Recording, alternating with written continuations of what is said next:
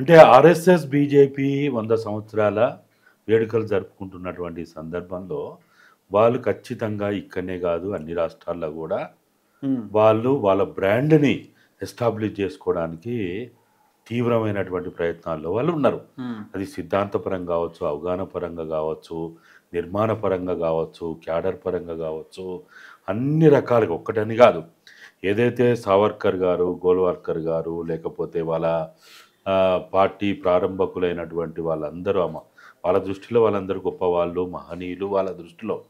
కాబట్టి వాళ్ళ యొక్క లక్ష్య సాధనలో, ఆశయ సాధనలో ముందుకు పోతున్నాం అనేది 100 సంవత్సరాల వేడుకలు జరుపుకుంటున్న సందర్భంలో కూడా ఇంకా అరువు తెచ్చుకున్నోళ్ళనో, లేకపోతే మధ్యలో వచ్చినోన్నో, లేకపోతే కొత్తగా రంగు వేసుకొని వచ్చినోన్నో వాషింగ్ మిషన్లో వేసి మళ్ళీ బయటికి తీసుకొచ్చి చూపించటంలో పెట్టలేరు కదా. ఉమ్, సాధ్యం కాదు, ఎక్కడ కూడా సాధ్యం కాదు.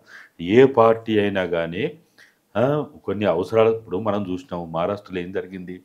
షిండేని వాడుకోవాల్సినంత కాలం వాడుకున్నారు. తర్వాత ఉమ్, మెజార్టీ రాగానే ఏం చేసిండ్రు?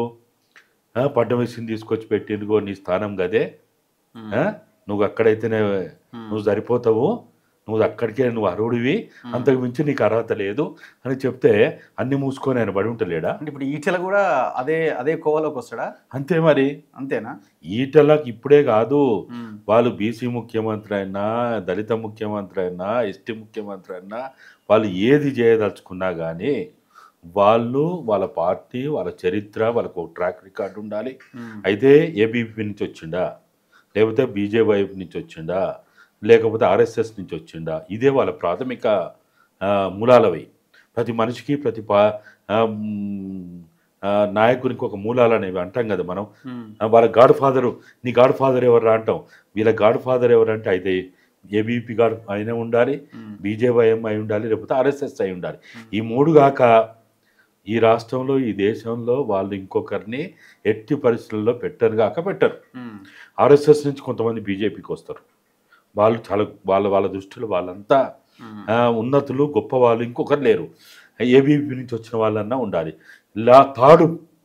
థర్డ్ పొజిషన్ వాళ్ళకి ఏంటంటే, లీస్ట్ పొజిషన్ ఏంటంటే కనీసం వీడు బీజేవైఎంలోనన్నా ఉన్నాడా, పని చేసిండా అనేది చూస్తాడు. First RSS, second ABP, third బీజేవై. ఈ మూడు కాక ఇంకెవరైనా ఆ పార్టీలోకి వచ్చిన వాళ్ళల్లో ఎవరిని కూడా ఇప్పుడు మనం చూసినాం. ఆంధ్రప్రదేశ్లో చూసినాం. ఏమి లేనాడు, ఏం గతి లేనాడు, ఎవడు గతి లేనాడు ఆయన ఎవరిని మాజీ మంత్రిని కన్నా లక్ష్మీనారాయణ కన్నా లక్ష్మీనారాయణ కూడా పెట్టుకున్నారు. అది వేరే విషయం.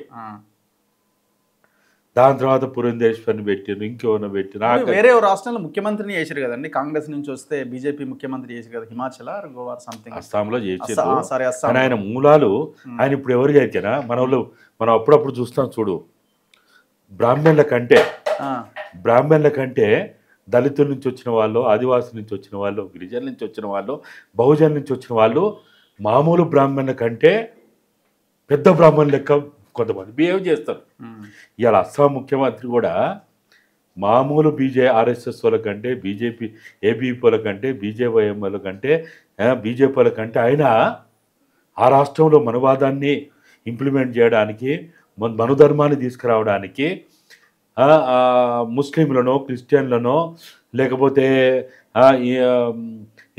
బీజేపీని వ్యతిరేకించే వాళ్ళని విపరీతంగా నరకహింస పెడతా ఉన్నాడు.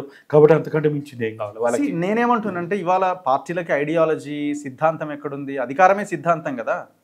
సో అలాంటప్పుడు ఈటల లాంటి వాళ్ళను ఇంకో మాస్ లీడర్ను ఎంపిక చేసి అధికారంలోకి రావాలి అని అనుకుంటారు. కానీ ఇప్పుడు ఈయన మీద వ్యక్తిగతంగా ఆయన మీద కోపం ఎవరికి లేదు, ఆయన మీద విమర్శలు కూడా ఏం లేవు. కానీ ఫైట్ చేసే విషయంలో ఈయన కొట్లాడతారా అన్న దగ్గర క్వశ్చన్ మార్క్ ఉన్న వాళ్ళని ఎందుకు నిలబెట్టినట్టు? ఏదో ఒక ఎజెండా ఉంటది కదా, వాళ్ళకి అవసరం లేదు. అధికారం అన్నదే లేదా, అవసరం లేదా? అధికారం కావాలి.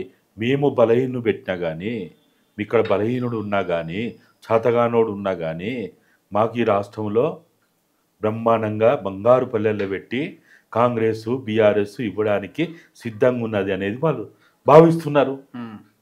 ఇంకేం కావాలి? ఎవరిస్తారు? బీఆర్ఎస్, కాంగ్రెస్ వాళ్ళు బంగారు పల్లెల్లో పెట్టి మాకు ఈ రాష్ట్రాన్ని అప్పచెప్పడానికి సిద్ధంగా ఉన్నారని వాళ్ళు భావిస్తున్నారు. అంటే ఎట్లా వీళ్ళ ఫెయిల్యూర్స్తోనే వాళ్ళకి అప్పచెప్తారా? ఎట్లా లేదు వీళ్ళలో ఉన్న కొంతమంది కలిసిపోయి వాళ్ళకి అప్పచెప్తారా ఏ రకంగా? రెండిట్లో ఏదైనా జరగవచ్చు, రెండిట్లో ఏదైనా జరగవచ్చు, ఏది జరిగినా ఆశ్చర్యం లేదు.